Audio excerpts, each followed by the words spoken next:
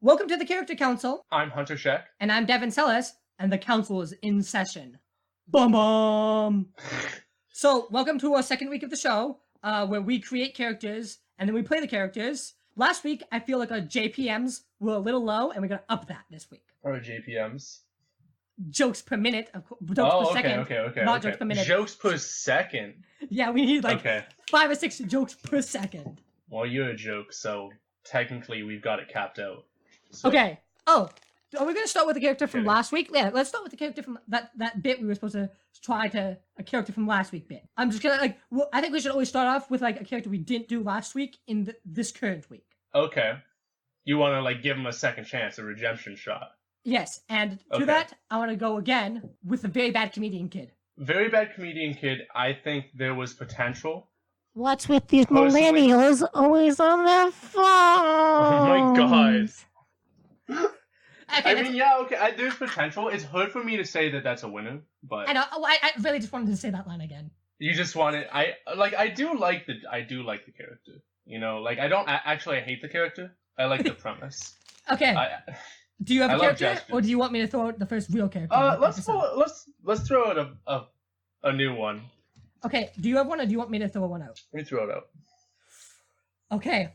My name's Alan Berry, and I'm the slowest man alive. No. Oh, no, Devin. He's the opposite of the Flash. Devin. He's a really slow Flash. He's really slow. Okay, well then there's a few things that we have to think about. One, is this in a real-life superhero campaign, or is this fantasy, and is it an ogre? No, he's in a real-life superhero campaign.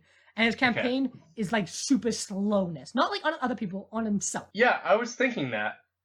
I do like it, and here's the thing, is that I like yours because it makes him a bad superhero. But if I give my suggestion, it's gonna make him into a cool superhero.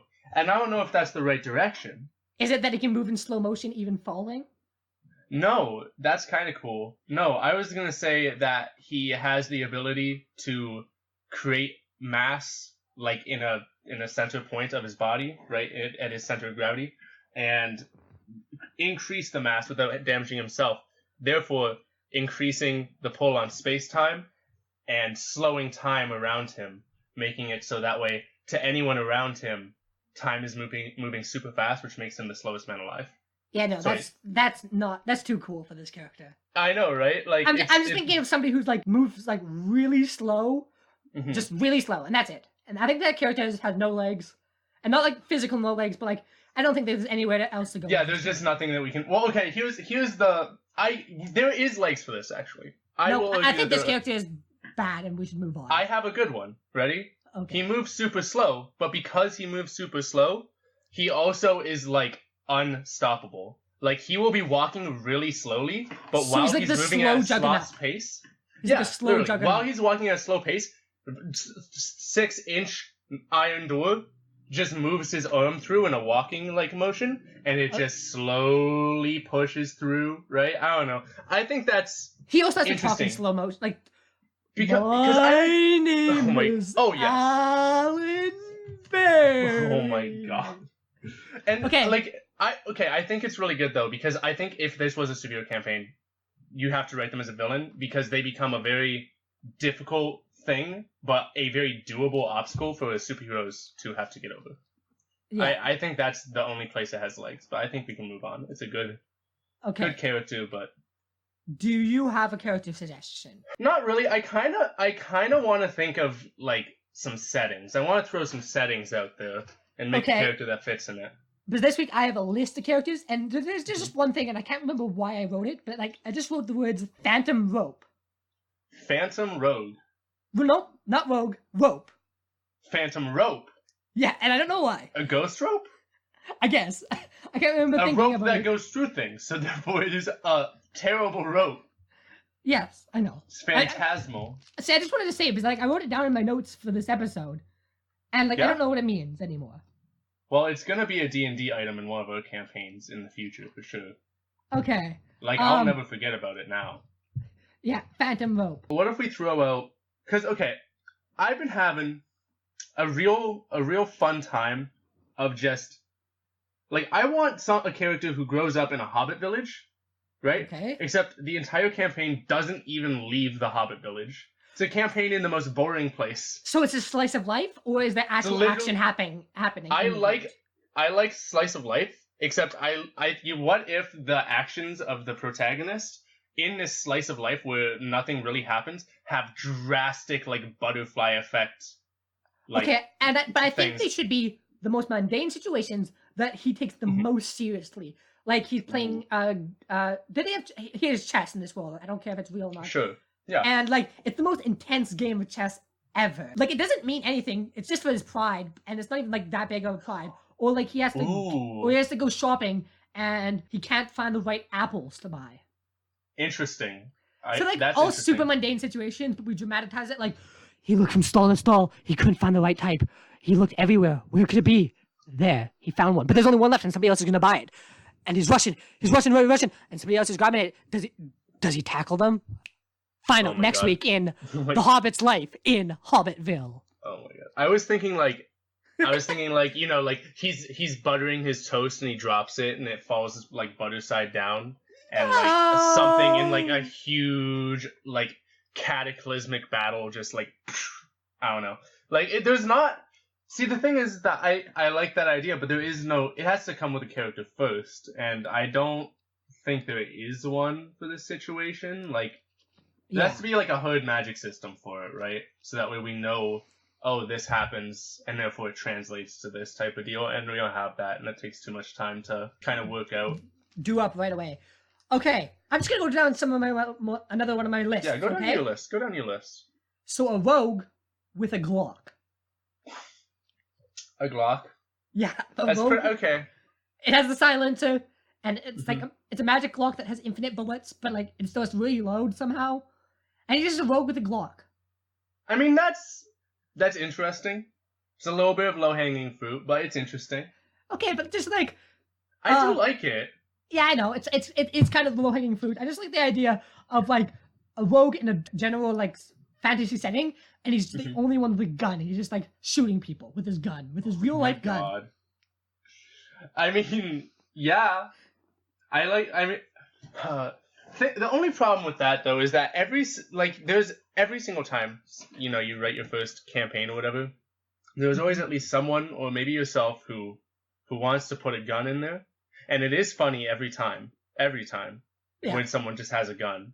But it also it very much is like we've done this, like we did it in the first campaign that we ever ran. We never actually got to use the item, but we wrote it in there, And I do like the idea. I feel like a rogue though.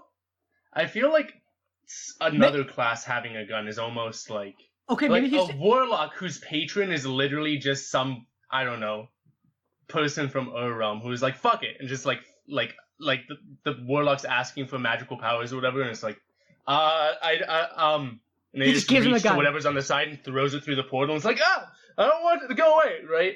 And suddenly Warlock has, like, every Warlock spell is gun, right? Gun. Like, this magic. Maybe he just... No, what if he doesn't actually have magic? He claims to be a Warlock, and he just has a gun. And exactly, right? He knew a little bit of magic to be able to summon this, so he knows a few magic tricks, but mainly he just uses a gun. Like, he was like, a level... Like, not even a full level 1 wizard. Like, a half a level wizard Warlock. Who managed to... No, wizard, because he opened this portal, and he wanted to become a warlock. Yeah. But it was literally just some random portal to someone who had a gun. And they gave it to him. But he believes that that was an almighty deity, and this is very future tech. Like, not even future tech, like magic tech. Yeah, and he's just like... He just shoots people... Like he doesn't know how to use it at first, and he, like... He bangs people with it. He runs out of bullets real quick. He uses it as a wand. Like, this is my wand, this is my magic. And then he, like, I don't think he realized what the trigger... Like, I think he accidentally shoots it the first time. I was gonna say, like, obviously the first time he shoots is not on purpose. It is definitely a, Maybe he learns how to build it. Maybe he learns how to build gun. He just has a bunch of guns. Oh my god. That's the otherworldly knowledge he gains from his warlock, like his patron deity, is just straight up. he got one gun and figured out how to make a bunch of guns. Well, he's a wizard, and wizards always are trying to learn stuff. So that's a good point. He shoots the gun once, and he figures out he can take it apart, and he takes it apart, and he starts building guns, and then he becomes... I like the idea of there becoming a fourth school, or no, not a fourth school, an eighth school, right? An eighth school of magic, which is literally just a gun. Yeah. Right? Yeah, that's a good idea. And I think it's more fun to just explore what if each class got a gun, right? Yeah. And maybe we could do you that. Just spoiled the next every like that. You just spoiled I was planning on throwing out each character with a gun each week, and you just let's do them all. Thanks. Well, that's the thing, right? Is that I feel like if we did a story about it, like a mini campaign that we do, it would be like the first person was a wizard, right? Who got the gun from their portal or whatever, and then time jump 200 years later once this wizard is dead, and some rogue thief or dungeon crawler finds their blueprints and their gun, and suddenly they have it, and then it goes on for years, and then the setting would change from a fantasy environment to maybe it's still fantasy, but 1,000 years in the future, almost like Adventure Time-esque future, you know what I mean? Yes. Yeah. Mm-hmm. But yeah, I think that's really as far as we can go without locking in. Yeah. Do you have a suggestion, or you want me to just throw off another one from my list? What if there's a superhero whose saliva is glue? But that's just so bad, Hunter. That's what do terrible. You mean? There are so many opportunities. The bank vault door is opening. Just lick the seams, bruh. Right? Oh, Spit glue! in someone's eye. Glue! Yeah, what did you think I said? Blue! Oh my god. His saliva is blue. That's the secondary character. That's my second pitch. I like both of them, honestly. Oh, Blue Saliva Man. That's his name as well, Blue Saliva Man. That's his sidekick. He has one sidekick. They were both in a, the first guy got glue, and then the guy tried to replicate his power on his sidekick, because he gets a sidekick who's actually just kind of good at martial arts compared to this guy who just has... Yeah, it's actually Batman. His sidekick is pretty much the same power level as Batman, except because his saliva is blue, that's what his entire superhero thing is all about. He spits on people with blue? Yeah, right? People think that there's some terrifying consequence of getting the blue saliva on you, but it really is just to freak you out. That's why he's Batman. Fear is everything. He's not Batman. He's Blue Saliva Man. How did Blue Saliva Man become more intriguing than Glue Saliva Man? I don't know. Because there's so many things you can do with Glue. I like them as a duo, though. I don't think they work individually. Yeah, but I think Glue knows martial arts. I think Glue's the leader. He's got his powers first, and then he was trying to replicate his powers on the... I think he's trying to replicate his powers on Blue Guy, and instead just somehow give him blue saliva.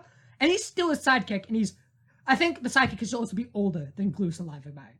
Honestly, I feel like if I can pitch a separate origin story, I like the idea of Glue Saliva Guy and Blue Saliva Guy both knowing each other and working together. Maybe Blue Saliva Guy was thinking of becoming a vigilante because he knows all the martial arts, right? But they were talking about it, and they're at a cotton candy factory, right? Or a glue factory, and literally the Joker origin story.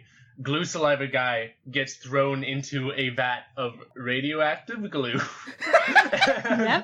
And when that happens, it explodes, which launches Blue Saliva Guy through a window into the factory next door, which is blue food dye coloring or cotton candy factory, into another radioactive vat of cotton candy, which makes his saliva permanently blue. Yeah, now... That's it. Now...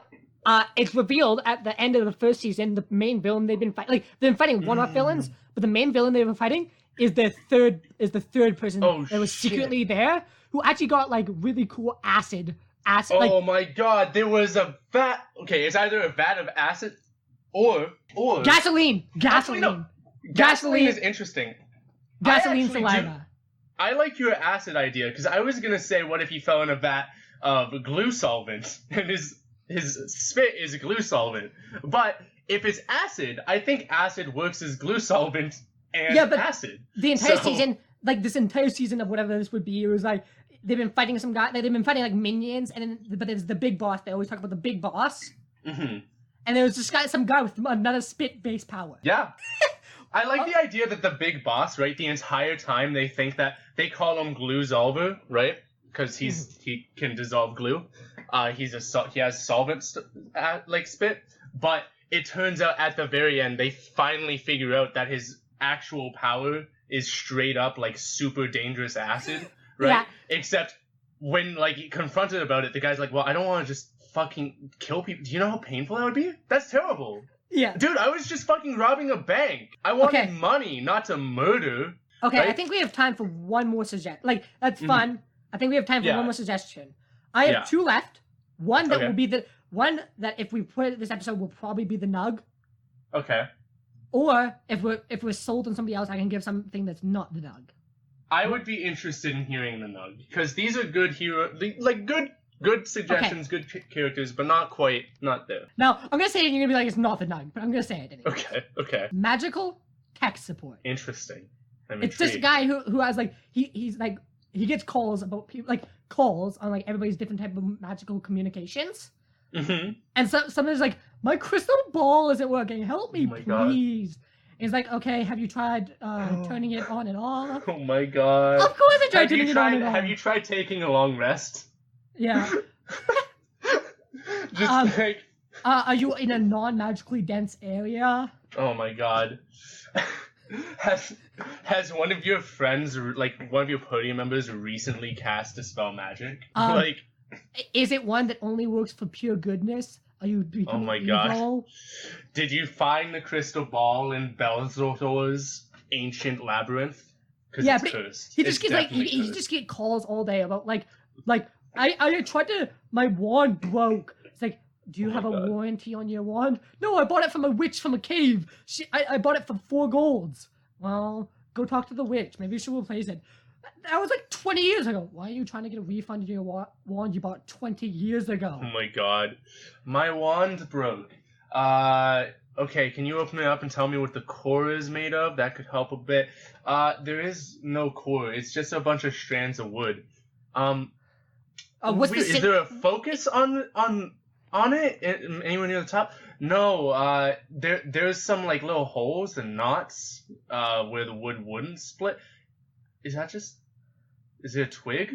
Do you have a twig, sir? Oh my god! I feel so embarrassed. Yeah. Oh, it's literally right on my coffee table. I see. Okay, I'm sorry. I feel really embarrassed. I'm gonna go. Thank you for your help. Like. Well, just all day long. Is that the Nug? I wish it was the Nug because, but I feel like if we were going to do a mini campaign, all we would end up doing is exactly what we just did right there, which is us just talking like, hello? Like, what's wrong with this? But you could we could do it like a Papers, Please campaign. Ooh. Could you? I was thinking maybe literally there's several one-shots of different adventurers fighting dangerous beasts, except you have to call up, and you're the person who's running the story is the one actually playing the characters fighting, and the person playing the character is just giving advice. Because that's kind of funny. So is that the Nug, or do we need it? Do we? I have one more pitch, and the pitch is the Nug. Okay, pitch. The character is named the Nug. There's a few ways we could go with this. 1, is he a golden Nug? Chicken nuggets. 2, made of gold. 3, none of the above. Marijuana. These are the 3 options. It's not a great. None of the above. He's just a person that everybody calls the Nug. It's like The Rock. Yeah. Actually, that's. Do you smell what the Nug is cooking? Don't do that. No. No, wait. He has to be like if the Rock is like he has like a deep belly voice when he says that. The Nug is like, do you smell? Oh my god. The Nug is cooking. Oh, I hate that. It reminds me of the Antichrist from. Okay, but is this really the Nug? No, I tried to make it the Nug, and I thought I would have a funny idea by the time I said it out loud, and I didn't. Which is unfortunate, because the Nug is such a good name. Okay, but we need to decide on my character, and yet none of these characters are really good. Yeah, I mean, okay, there was a few that I did like. I have right, one more suggestion if you want to throw out another suggestion. We could, alternatively, we could do one person says a keyword, the other person says a keyword, and then we come up with a character from there. Okay. But if it's bad right away, we gotta stop because we are running out of time where we gotta pick a character. Mm-hmm. So if it's bad, we'll cut it and we'll just do. No, we're not cutting. No cuts. No cutting. No cutting. If we have to go for 20 hours, we have to go for 20 hours. 20 hours in the episode. Okay. Fair enough. I think we should have just completely random words. Like, just not trying completely random words. Okay, I'm thinking. Okay, I got my word. See, one of them's like I have two ideas. One of them's okay. Do you have like one that's the main the main part of a character, or do you have one? I have a adjective kind of. Because I have one that will become the main part of the character, like it will just have his class and everything. I have another one which. Okay, so let's go. My thing is a spin. Like it's a spin on a character. Okay. 3, 2, 1, go. Glass. Bongo. Oh, glass bongo. Interesting. A crystal bongo. Interesting. A bird with a crystal bongo. Oh my god, this bird. What does this bird even do? This is just gonna be an actual cool D&D character. Because if it's a bird who can turn people to crystal, suddenly it's just a cool homebrew. Ooh, is he maybe a villain? Interesting. Where he's that's like really kind of cool, like Medusa, where he's sort of a tragic hero villain, but he turns people he actually turns citizens, if they get in his way, into crystal with his magic bongo. Interesting. Huh. Ooh, wait. Shit. What? What if they're not a villain? They're a hero who wants to be a hero, but they're kind of a villain, like you said, tragic villain, because their music is so good that they spend their entire life trying to find a band who can jam with them and keep up. But if you don't keep up with their hardcore jams, going to head style, he turns everyone around him in a cataclysmic event into crystal. Okay. Trying to break a curse. Is this the Nug? No, unfortunately. Right? It's just not. Did we have a Nug? We had some good characters before. I'm just gonna list all the characters we have so far. Mm-hmm. We have Alan Berry, the slow guy. Yeah. We have a hobbit who just lives in a hobbit village and lives a boring life. Yeah, but happens to have the greatest impact on the world. Yeah, we have Phantom Rope. I don't know where we could go with that. Phantom Rope is going to be real difficult. If we didn't discuss Phantom Rope at all, but if we choose it as the Nug, it's going to be a very wild ride for second half. We have Rogue with a Gun. We have Magical Tech Support. Magical Tech Support is, I think, so far the closest Nug. We still have the comedian guy again, but like that's Fat Eye. Yeah. And we have Crystal Bongo. Crystal Bongo. Huh. Or any of those that are Nug. The closest one for me is definitely Magic Tech Support. Yeah, I know. I have one more idea, but do we want to decide on what? Do you want me to? We'll go one more idea. I want to hear this idea. We'll see. Okay, so it's a superhero campaign. It's like it's sort of like a mid. He was born in the mid '90s, but now he's like no, he's been in late '90s, so he's pretty much our age now. As the world sort of like mirroring ours. And like his power is he uses old kid anime toys as his superpowers. So he has like a Beyblade, but he actually whips it, like it actually like spins super fast, like a giant monster comes out of it. And he has like a deck of Yu-Gi-Oh cards that he like actually plays Yu-Gi-Oh against villains. But like the other villains don't play Yu-Gi-Oh. He's fighting them with like Yu-Gi-Oh cards and Yu-Gi-Oh strategies, and he has to beat them on to shoot marbles at people. So I have a name for it, but I have to add on a characteristic to the character, which is that they are very nitpicky. Okay. And they are very judgmental. And their name is the Nostalgia Critic TM. TM?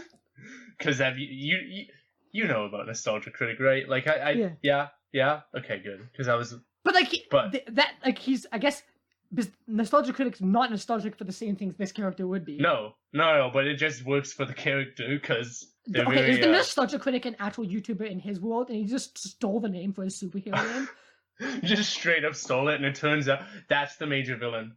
No, he's not. He's not. I think he was just a fan of Nostalgia Critic when he was a kid, and that's another thing he's nostalgic for.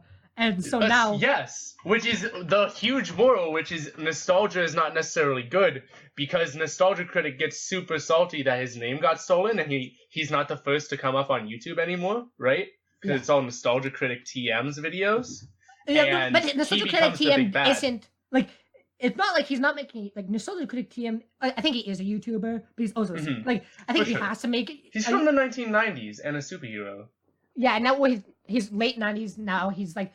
Now he's a YouTuber and superhero who's kind of... He's a little bit vain because he's a millennial. Actually, I was going to say he's millennial, but he's not. He's like...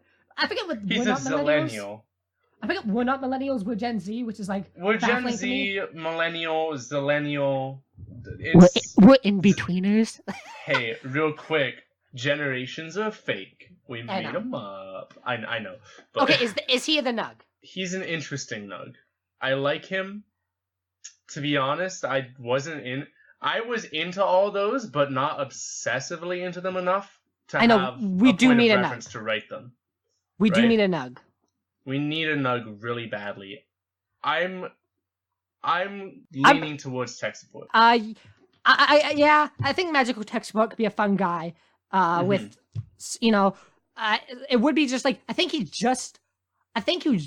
maybe he was an office worker. Like, maybe he was an office worker in our world who got he was a tech support worker in our world who got transported to the Magical Tech Support world, and like he got trained in Magical Tech Support as the first Magical Tech Support person in that world. Okay. And so I can see that. He's sort of a boring guy, and outside of his tech support life, he just goes home. He doesn't have a family. He just like he watches. He doesn't watch TV because there's no TV. He just goes home and like. I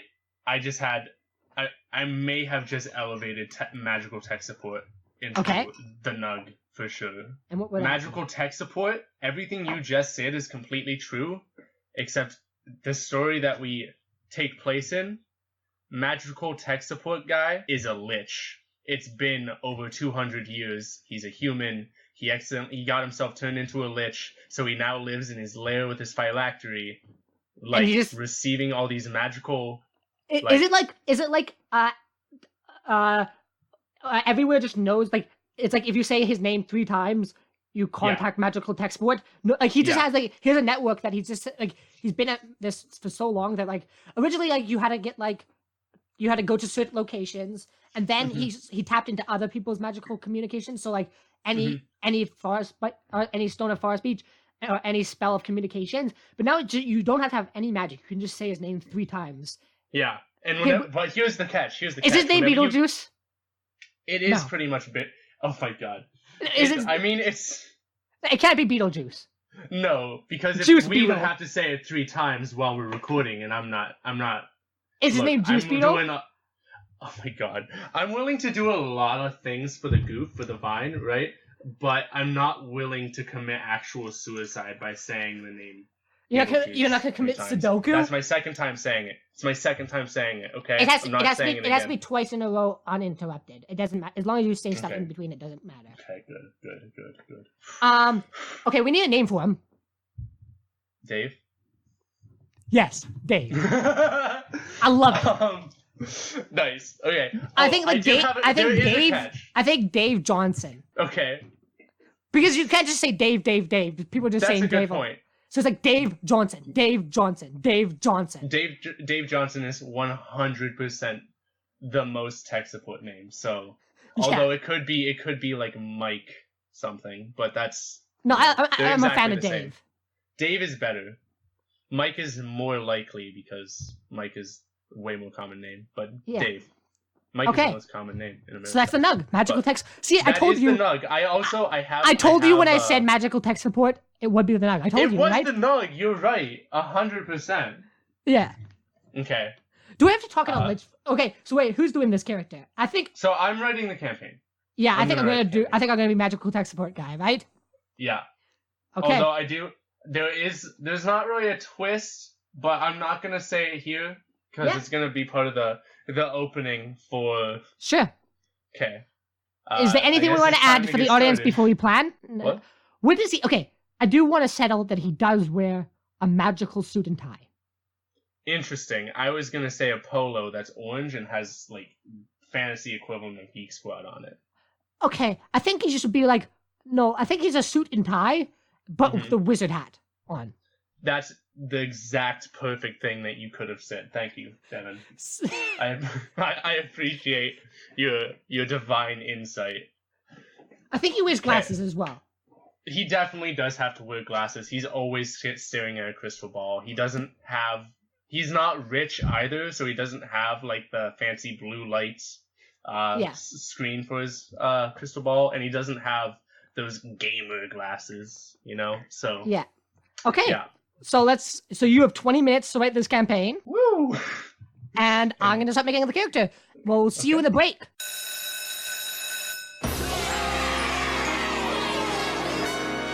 Welcome to the recess. This is just a short housekeeping part where we're just gonna shout out our Twitter.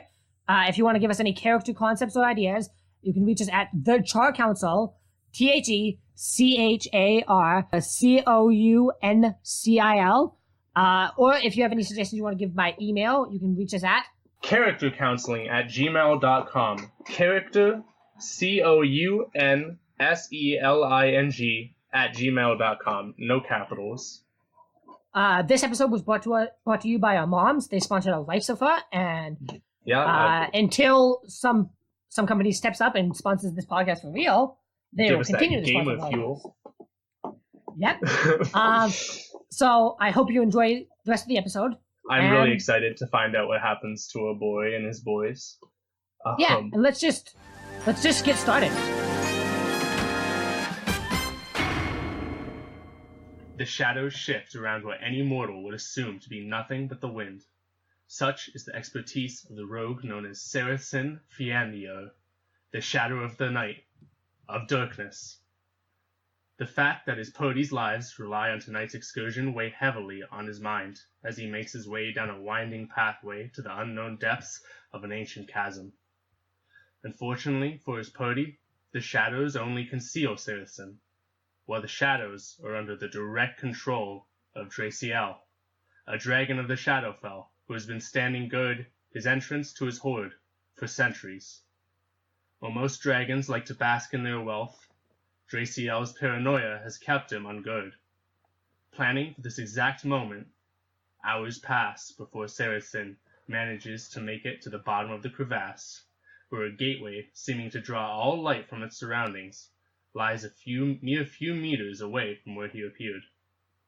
Something felt off as he approached the gate, but before he could talk himself out of this preposterous and risky plan, he steps through the portal, reminding himself that if his party is to close this portal and survive, he'll have to be the best distraction the world has ever seen. 2 hours pass. The portal is still, as it has been since Saracen entered, although there is nothing alive at the bottom of this crevasse to take note of this. Before suddenly the familiar dark silhouette of a rogue bursts from the portal, followed by an eruption of lightless fury, licking at the back of his cloak. Oh God! Oh, I knew I was coming, and all the artifacts we stole in preparation were useless! He clutched his chest, knowing full well most of his ribs were either broken or shattered. As he closed a corner, he looks back, to see the ancient dragon squeezing through the gateway. But before he could see anything else, the world spun as he fell backwards down a slope to land in a moist, damp cave, illuminated by glowworms. Although they seem to have been altered by the magic of the Shadowfell, casting a sort of anti-light, framing everything in a confusing mess of information near impossible to sort through. Wondering if this is where he would finally die, he fell back on the stories his mother told him from his childhood, of an ancient entity capable of solving any problem you encounter for a price. In order to summon his assistance, one must chant their name in an ancient ritual 3 times. Dave Johnson. Dave Johnson. Dave Johnson. This call is recorded for posterity and training reasons. How can I help you today? There's a dragon? Is made out of dragons. I don't know. Nothing. I've been told that you're the person to call if magic things aren't working as they're supposed to. We had so much planned to Yeah, to plans. They always fail, without a doubt. What oh do you wow. need? I'm stuck in a cave. I can hear the dragon literally just outside. I don't know how much time I have. Okay, I see. That's a sticky situation, yeah. What's the dragon's name by chance? Draciel is there's this thing called the Shadowfell, or at least that's what we were told when we were researching everything. Pretty much Shadowfell, Draciel, the dragon. It's pretty much, it's just there was a civilization. It was magical, and it fell into this other kind of plane where light doesn't exist. It's a very I know of the complicated. Shadowfell. Okay. Mhm. Okay, I know what the Shadowfell is. You don't have to educate me. Okay, I'm sorry. I was just really stressed out. I think my ribs are broken. Actually, I don't understand why, because there's these are things I should probably be asking you, but I have a few magical artifacts. One of them is my trusty is a vampiric dagger. It steals the life force of things, but I don't know why I stabbed it. Like it hurt me pretty bad, actually, like slashed me up real bad, and I went to stab it real hard and take that, juicy life force for myself. But it's just it felt like I was just absorbing straight up. What? I felt tired. What's your alignment? My alignment? Yeah, what's your alignment? Are you a good person? Are you a good person? I like to think I'm a good person, but I mean, And, I probably how have in tune- ended. How in tune with you are with the elements of chaos? I'm pretty in tune with the elements of chaos, and my I don't know. I mean, technically, my lifeless dagger does destroy the soul of anyone it stabs. So I mean, I like to consider myself good, but I don't think that. It's tough to call. It's a tough call. Okay. So it's probably cursed. It's pretty obvious. A dagger that steals life force. Probably cursed in some way or another. But normally it heals me. I don't understand. Like, I've had it for decades. Decades? How old are you? Like 30. 30. I may have first used it when I was like 10 on a local bully. Okay. But that's not important. It's not important. Yeah. It's not important. So you were tuned to it back then, and now it's not working now, huh? Yeah, but I mean, like, it worked literally like yesterday. Like, I straight up murked and worked with it, so I don't know why. But the Shadowfell, let me just see.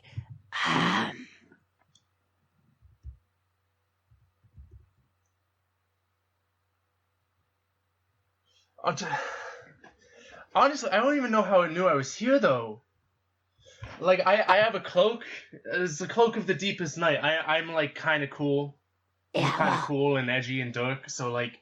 you went to the Shadowfell, a place with no light. Like, you went in a place where, like, they don't have any light. Why would something that hides you from light be any use for you there? Oh, man, I'm gonna kill Drakthor so bad, dude. Fucking... Straight up said that I'd be, like, the best one for this. Bruh. You know what? I mean, he has, like, an intelligence score of 6, so I don't fucking know why I was listening. Like, I feel kind of embarrassed now. So your cloak is working just fine. I'm assuming the dagger... it's probably more... It was probably because you're in the Shadowfell. The Shadowfell magic works against you instead of you working against magic. Okay, but there was so much. We stole so much for this like expedition. Like, it's okay. We even have a shard from the bottle containing Cursus's avatar Ooh, That's an 11th level spell. That's a pretty interesting. Yeah, that's a pretty interesting item. Like it was supposed to. I don't know, have enough magic energy infused for me to draw its attention at the very least, but it was also part like we also stole from a ancient tomb the magister of the ancient civilization of Shadowfell before their floating cities collapsed when Curses' avatar was unleashed and it killed the original goddess of magic. All those things were connected, and we were hoping it was going to. I don't know. It was kind of a long shot, honestly. I don't. And on top of that, I have an amulet. It's known as the Bane of Sight, and it was a prophecy that this amulet was the key to sealing away the Shadowfell. And more than a Shadowfell, Draciel. But Prophecy item. That's always fun to deal with. Who told you the prophecy for this item? How many prophecies have you had to deal with? There was the one. 437. What? I get one like every other week.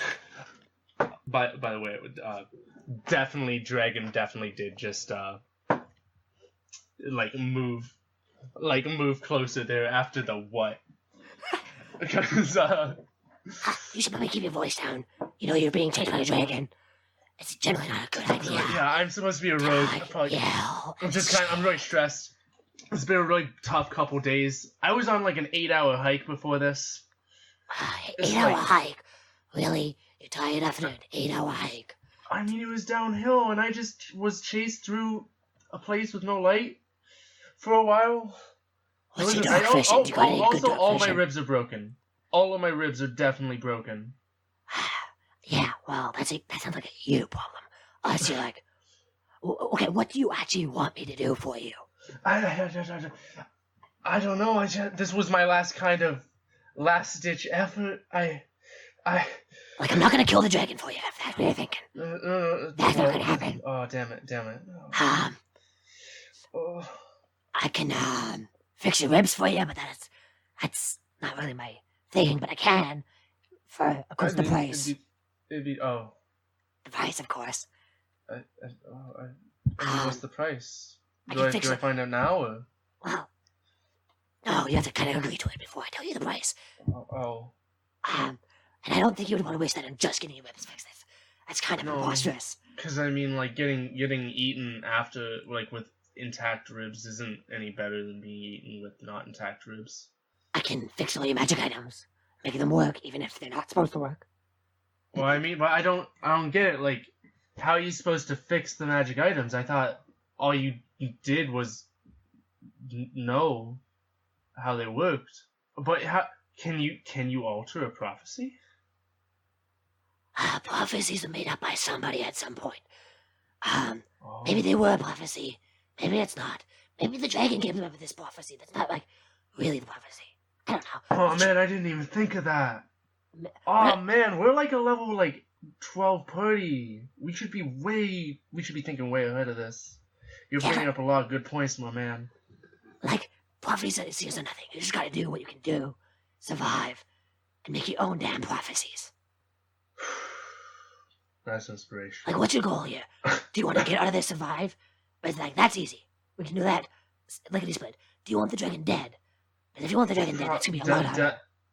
I would like the dragon dead, but here's the thing. I'm supposed to deal with the dragon while the rest of my party goes and closes the portal for good. So... Now, I don't... The thing is that I have the amulet. Apparently the amulet closes it, but I don't know how. I tried it, okay? Like, I did it, like, using, like, my whole gist, right? Like, and it works. Like, created a big old foggy fucking, like lightless abyss for a good ass second. But honestly, it just seems like the dragon had a field day when I did that, so I don't even... Yeah, well, it seems like... Have you tried turning the item off and on? No. Is there a switch? No, there seems to be a saying to turn it off. What? Whining or complaining, but I'm not feeling sorry for myself. Yeah, you're supposed to say that 3 times. Again? Please sing. No, not my name 3 times. Whining or complaining, but I'm not feeling sorry for myself. Like, I don't know why somebody would buy in that phrase for that item. But, like, just say it. Whining Can you tell me in or your regular voice complaining. what it was? Because I don't know what the lyrics you're trying to get me to say are. Whining or complaining. But I'm not No. Whining or complaining. But I'm not feeling sorry for myself. Whining or complaining, but I'm not feeling sorry for myself. Whining or complain. I'm not feeling sorry for myself. Whining or complaining. I'm not feeling sorry for myself. I don't know, you tell me. You're the one with the item. To be honest, it's kind of like nothing really happened. It's just kind of. It's not glowing. It's not glowing. It's like. Are you sure that like you aren't looking at like the amulet known as like the bane of fight or like height, like the bane of height maybe? What's this one? What's this amulet This called? one's the bane of sight. The bane of sight. Of course. What were you looking at? What The bane of smite. The bane of smite. That doesn't sound right. That sounds like the opposite of smiting. That's exactly what I want to do. I'm sorry. I shouldn't criticize. You're helping me. Out of the goodness of I'm actually wait. I still don't know the price. Yeah, well, it didn't work, so you don't have to pay the price yet. Shut up. Okay. Damn mortal. Always questioning myself. Immortal? Okay. I didn't know you were mortal. Try shaking it and then banging it on the side of something hard 3 times.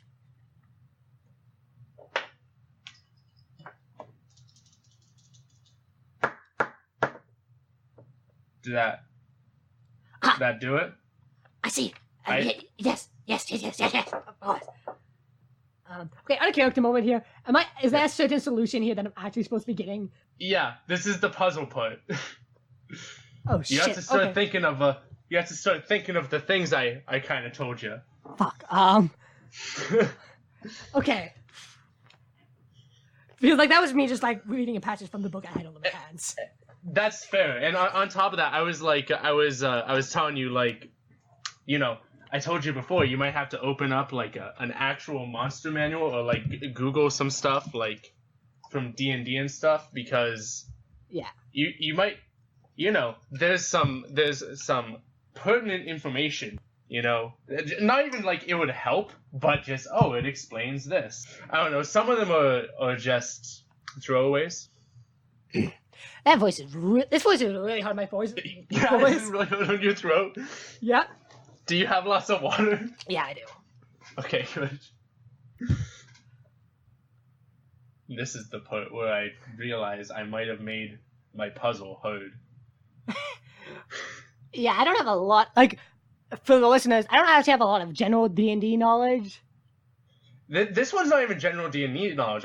You know what? Maybe you should write a list. Maybe this is the part of this little story because we've been in character for a bit, and I think we forgot that there is definitely just the us figuring out what to do part in D&D. Yeah, like I thought we were like for what like I knew there was gonna be puzzles. I didn't think that was the puzzle. No, this is it. This is like.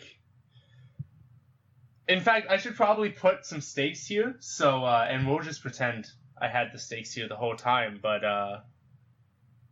as you start to flip through books and look for more like, you know, information to help you figure out what these artifacts do, and you know, you actually hear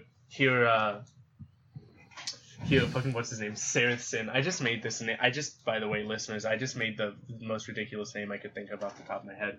But Saracen says, "Oh God, I actually can hear Dracel coming. Like he's sniffing around. Like that's actually Jesus Christ. Have you ever heard a dragon smell? Just it's fucking loud." Yeah. I don't know where to go. I actually, you know what? I think I need to relocate. I'm gonna. Okay. Yeah, relocate's always good. But I'm gonna don't start die. swimming. Swimming's never gonna got you. There's a small pool. Like there's nowhere else to go. I fell down. There's a small pool, in the cave underneath glowworms. I don't know how knowledgeable you are in glowworms, but I'm pretty sure that's poo. Yep. Well, I'm gonna see if it leads anywhere. And with that, you hear sploosh. Okay, well. Actually, you're watching through a magic ball, aren't you? So. Yeah. You probably see him kersploosh into a big old viscous vat. And a couple seconds later, he comes up and he goes, you cannot open your eyes under there. Okay. Well, just feel I figured out why your dagger doesn't work, and can't believe I got this. It's been so long. All shadow dragons have immunity to sapping effects. Oh man, how many shadow dragons have you had to look into? Well, like the last one was 7 years ago. Oh, I'm 30, dude. You're so. Oh my God. Do you just call me all you little shit? You want me help or not? No, please. As he says this, he is still treading water, but it is once again very viscous. Okay, so Hunter, that was something I was supposed to figure out, right? That all shadow Yeah. dragons have a immunity to sapping effects? Yep. Okay. Although I feel like the big solution to this might be a little bit it's definitely in your face, but it's definitely it's like a logical leap. That's Okay. all the hints I'm gonna give you. Okay. The- Amulet of Sight. Shadow dragon in the Shadowfell. remember, I'm gonna read all the items that he has on him to Oh, you. okay. Yeah. Read them and I'll jot them down. Okay. A cloak of the deepest night. My trusty life force Okay. dagger. No, I'm writing them I'll out. give you a Cloak. It's great because I can't spell anything. Next one. My trusty life force dagger. Okay, is it actually called My Trusty Life Force Dagger or Trusty Life Force Dagger? That's what I wrote down, but it is a vampiric dagger. Okay. Which one's a better name? Like, which one's the name I need? A vampiric dagger? I honestly, it's you know what it does, so it's like Okay, yeah. yeah, an amulet known as the Bane of Sight, Bane of Sight. the Shadowfell Magister's signet ring, Okay. and a shard from the bottle containing Cursus's Avatar, an 11th level spell. The only 11th level spell, mind you. And then Avatar. And then, is there any more? Or is that it? It's just it's the fact that it's an 11th level spell. The only 11th level spell. You keep that saying was ever cast. 13th, by the way. Did I say 13th? Am I dumb? I think multiple times. Well, it's an 11th level spell. Is it an actual 11th level spell? It's the only 11th level spell that was ever cast. Okay. This is just for some cool stuff. Cursus's Avatar was a dude from the Shadow people who made it before the Shadowfell. Pretty much, they were a great magic civilization, and they had tons of magic. All their cities were floating, and he made a spell that allowed him to assume the mantle of a god. Yeah. And he assumed the mantle of Mistral, the original goddess of magic. And it kind of destroyed everything, but that's irrelevant. Okay. Is that Avatar, that is crucial to the solution to this? It could be. Um, I'll tell you one thing. There are a few, I would accept a few creative solutions, But I did make it originally, so there is a simple solution with one item that can solve this problem. You know, What? think about it this way, right? If someone is doing once again, this is my last hint, but this is also just a comical like metaphor. If someone called someone up for tech support on their computer and they were like, yeah, I keep trying to print off a document on Word, and they're like, are you in Word right now? And it's like, no. Have you been pressing the print button in Word? No, I've been pressing the print button in Google. You know? That type of thing. Okay. So he's not using an item. Okay, maybe. That was probably the biggest red herring you could have gave me, and I'm just gonna like. Yeah, I put a lot in. I don't know why. I assumed you'd make the connection faster because to me I made the connection as soon as I wrote it. Because you made it. But that's because I made it. This really is just a. Like, I'm just trying to think of the solution that's in your head that from items I don't know how they work. No, I know, but this is all about creativity as a tech fucking specialist. So he did do something with the shadow. Well, okay. What did he say the Shadowfell's Magnester's signet ring did? It was a signet ring from. They stole it from like the corpse of the Magister of the Shadowfell, like the original cities. Okay. They went to a ruin, and they took it off his corpse. But they don't know what it's supposed to do.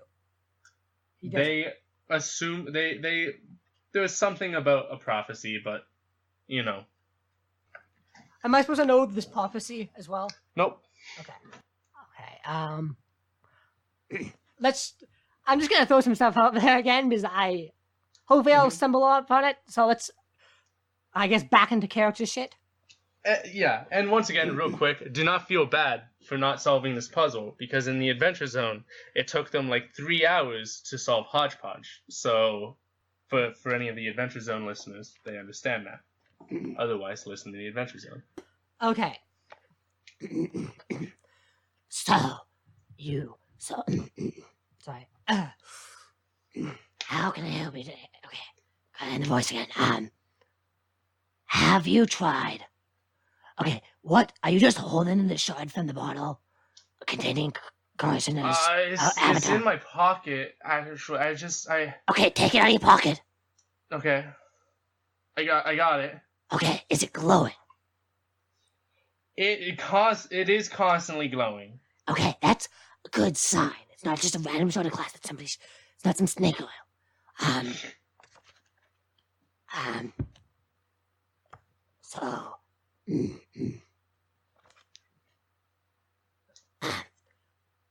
Is there any engravings on the piece of glass?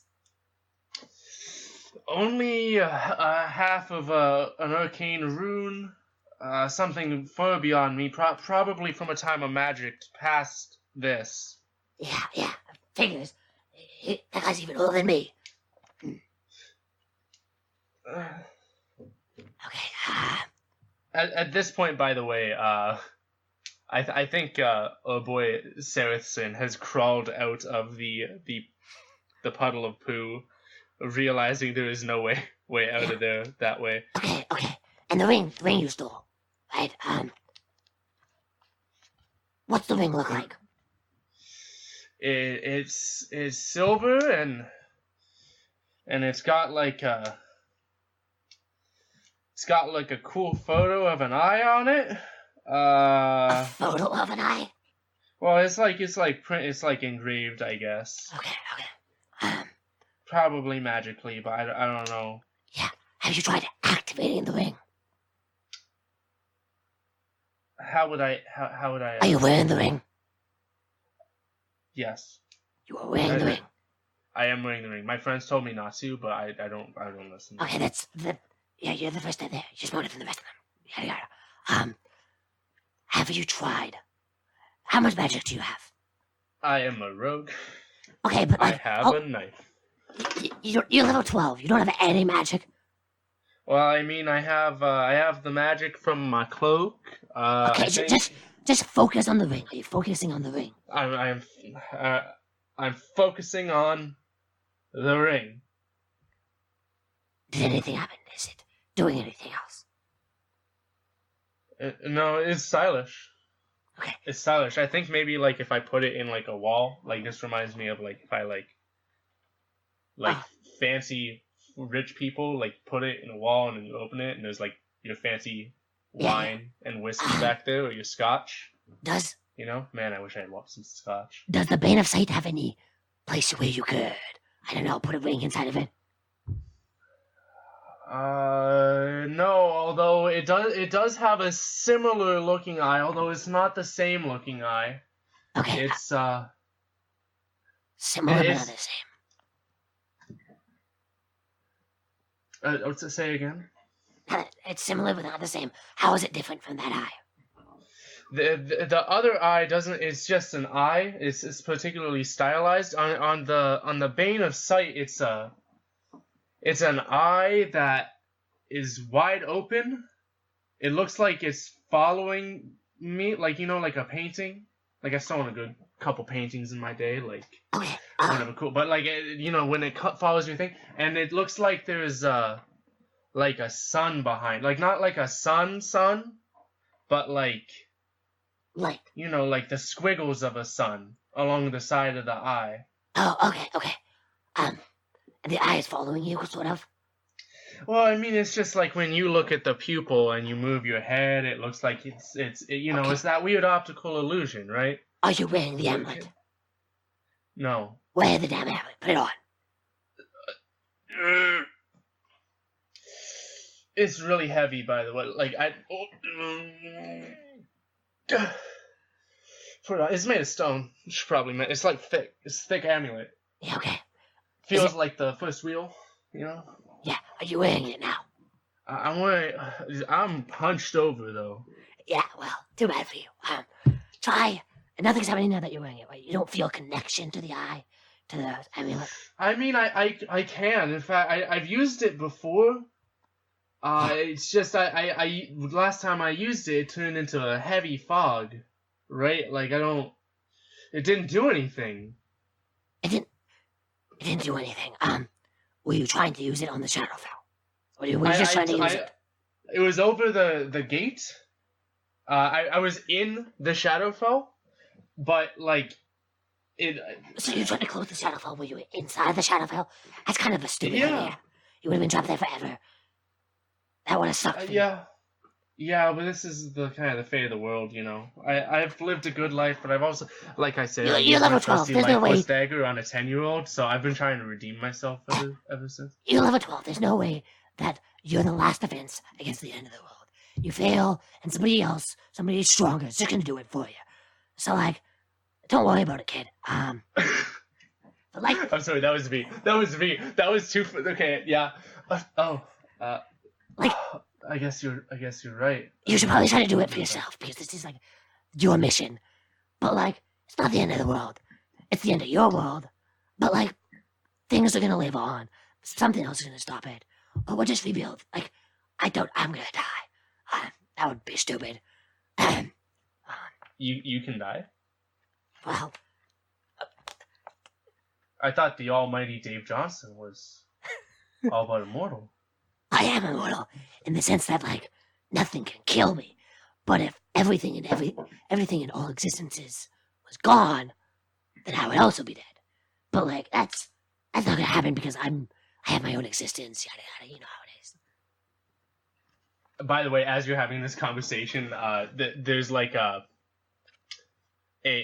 the dragon whispers I can feel your presence. Wait, no, I need more an undead voice.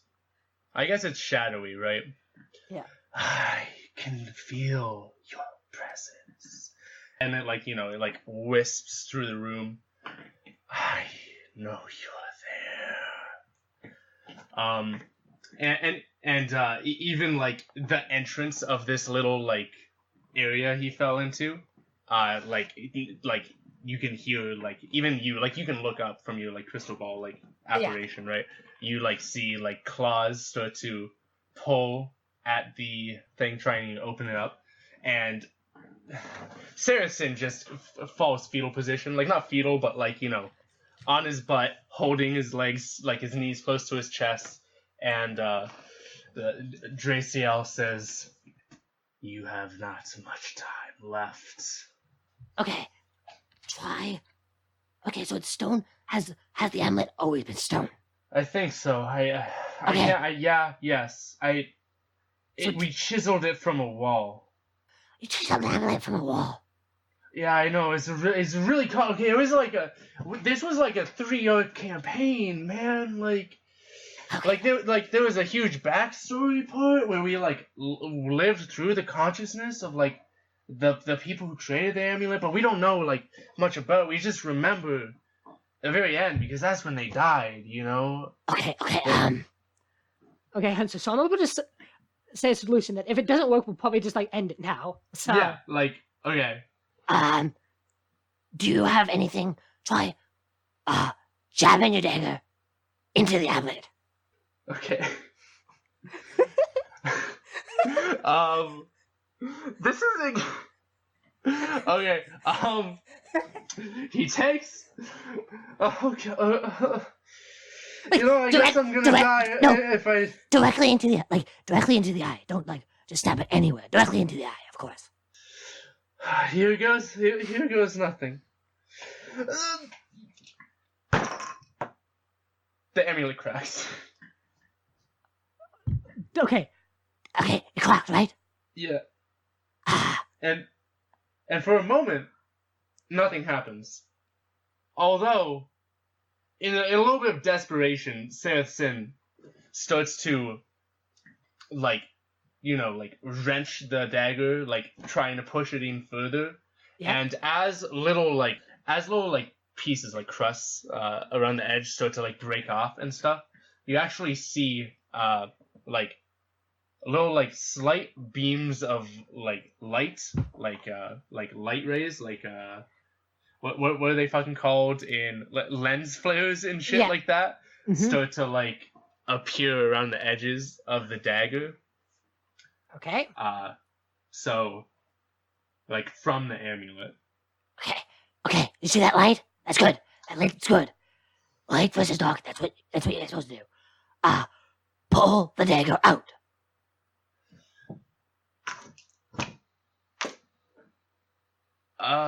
Is light escaping from it now? Because I would be able to see.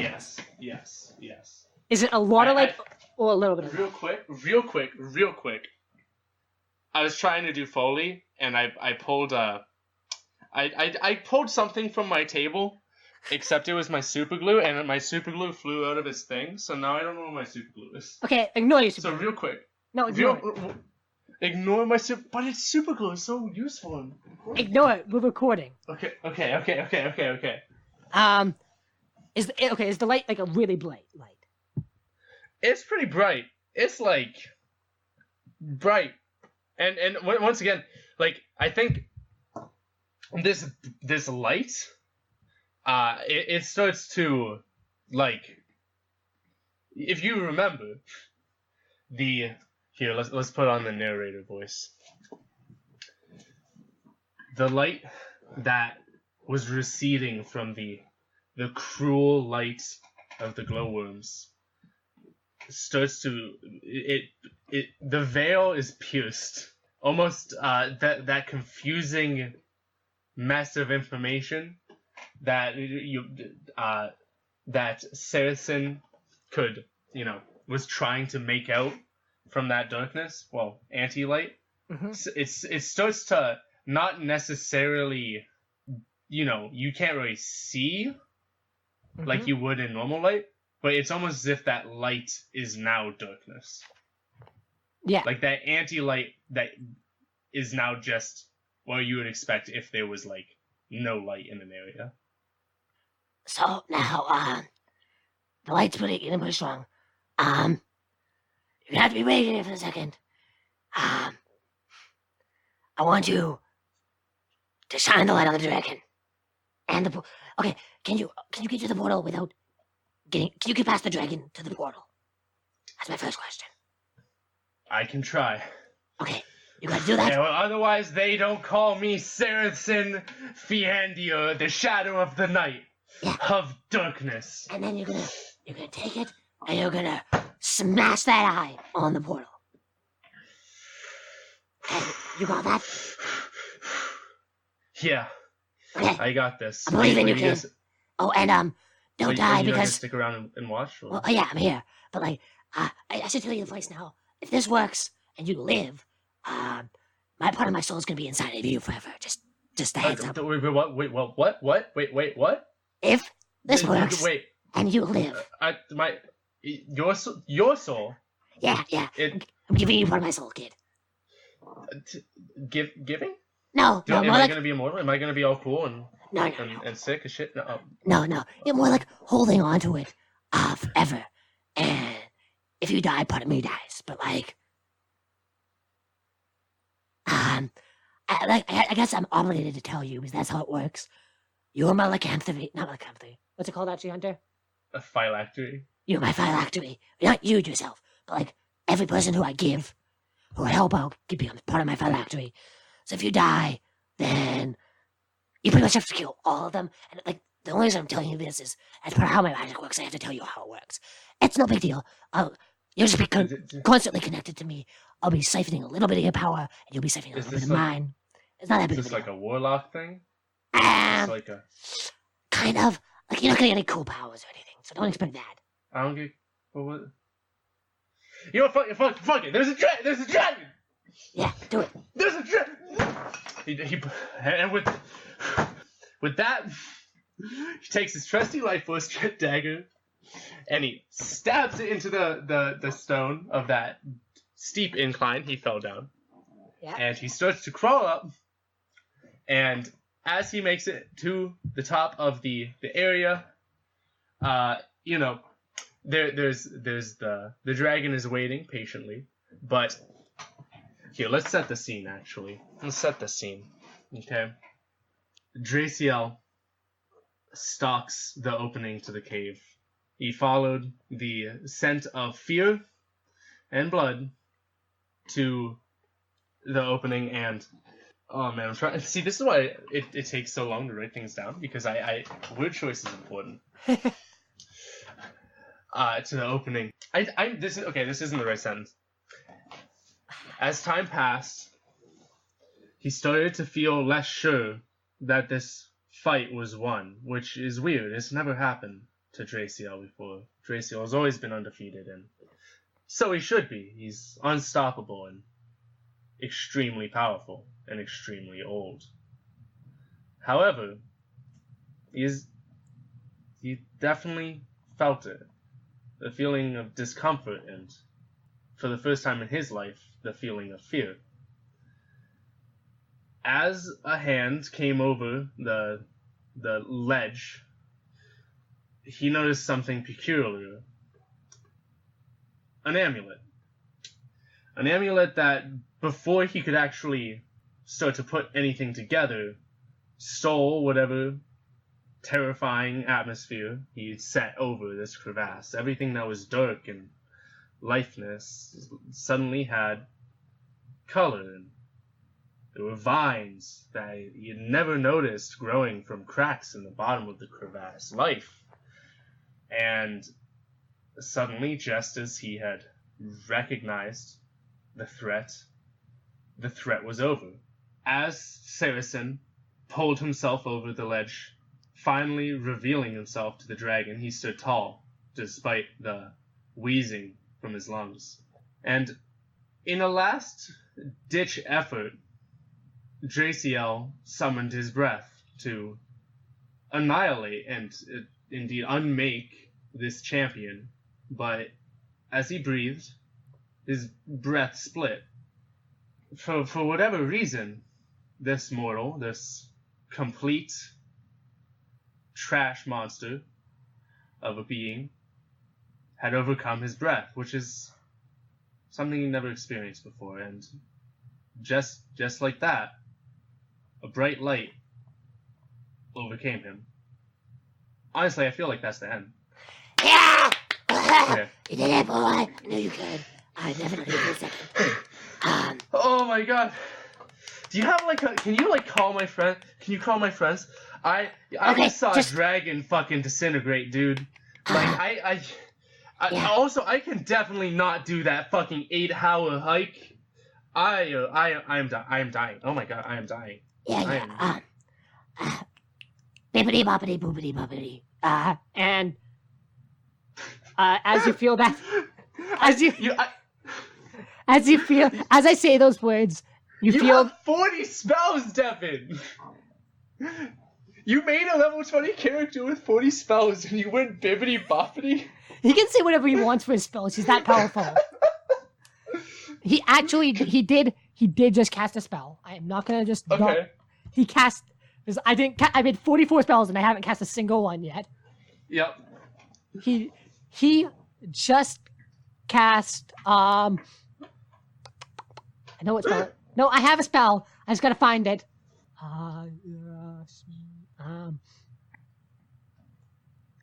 Okay, I swear I had a spell for this exact situation. I swear. Okay, do I not have a single healing spell in my arsenal? That can be right. You're a wizard. Why would you have a healing spell? Just I don't something know. cooler. Oh, yeah, I guess I can. So first I cast. Just give me a second here. Mhm. No, that's not gonna help. I don't know if I have any helpful spells. Honestly, just homebrew a spell that solves this problem. Okay. Yeah. I don't Remember, normally do I'm this, deaf. but, like, I don't normally do this, but I like you can. So, just say my name 3 more times, and I'll transport you and all your friends to what village are you from? Like, where do you want to go after this? Vegas? Vegas. Preferably. Yeah. Okay. Say my name 3 times, and then say my name once, then say your friend's name, and then say my name 2 more times. Okay. I don't know a whole lot about magic, but that sounds exactly how that works. I've heard my good friend Mitsuka. Yeah. Say the names. Gary said- Say the names. Okay. Dave Johnson, Saracen Fiandio, the Shadow of the Night of Darkness, Scaly Butt Head Boy. He's got a title. He doesn't have a real name. He was adopted by an ancient order of. It's not important. Sally, the bravest. She's actually not. She's actually very cruel. Mitsuka, from your name, and Dave Johnson. And poof! See, I can be helpful. This was a fun conversation. You defeated a dragon. That's always fun. Dragons are some things that I'm not a big fan of most of the time. I got a couple of dragon friends, but like, you're safe. You saved the world. Good job, kid. Live your life. And you can't call me again because I already have part of my soul. But make Everybody sure. gets one. Yeah, but make sure to tell all your friends about me. Spread my name. That's mandatory part of me being part of you. Is you gotta spread my name around there. You know how it is. And bye. And just like that, suddenly, in a flash of bright light, Saracen Fiandio is assailed by just a big-ass chunk of white soul that slams directly into his forehead and knocks him on his back. And he's just like, "Arr!" as he's reeling from having just a soul fucking forced into his body. Yeah. But yeah, real quick, that's the end. That's really the end. I don't really know. Okay, how close? Like, when my solution. Do you know what my? Okay, I'm gonna tell you what my original. This is the OG little plan. Ready? The amulet is known as the Bane of Sight, and obviously a rogue who has like the shadow of Saracen Fiandir, the shadow of night of darkness, immediately thinks of the bane of sight as shadows and, fog. Yeah. But the bane of sight is also just a really bright light that just burns into your eyes. Okay. So, really, it's just using... All you have to do is be like, yeah, the amulet's just like a big old light spell. So just use it like that. Oh. And then... done. Okay, but by stabbing it... I was like... Stabbing it worked, honestly. I maybe got... and this is a good part of us. This campaign is, like, the podcast is a fun time for us to become better D&D players, right? Yeah. Because as a DM, I feel like it's an important lesson to, like, railroading is something that people, when you write a story, it's something they, it's not something people mean to do, right? Yeah. But, like, you come up with your solution, and you become attached to it by accident, like, because it's like, oh, I can't think of another way you do it. But stabbing the dagger and having the light, like, creak from the edges, right? It like... Yeah. It also works just as well. Like, if it was in a movie or something, I would accept it just as much. So... Okay, well, I had two ideas when I was thinking, smashing it. Well, not smashing it, Yeah. but, like, first one was, it was just coated in stone, and he never took it out of the stone. Yeah, that's also another good one. That one could have worked. And another one was, it's a bane of sight. You're not supposed to see it anymore, so you're supposed to, like, smash it and get rid of it. Mm. And that was Interesting. My first one was, like, it was sealed in there. And then... Yeah, that one works. I like the second one, which is, you should throw it away. But... Well, more like smash it. Like, that's why I was like... Smash it and throw it in the trash. Well, okay. This is in episode 2. Do we have a name for this episode? I think it's probably just hello, how can I help you today? How can I help you today? It could be how can I help you today? It could also be magic tech support. It could be I don't want to spoil the character in the title. Yeah, that's a good point. It could be Ghost Squad, like Geek Squad. It could be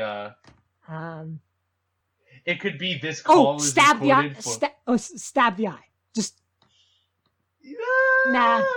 No, I think it might be best, literally, just to be titled, "This call is recorded for prosperity and training purposes." Okay, yeah. Yeah, that one's probably the best one. Thanks for watching episode 2. We forgot to mention it in the first episode, but this show's every other week. As we're recording this, we don't actually have a day, so just like 2 weeks from today, the next episode will be out. And we'll see you then. Bye-bye. Love you.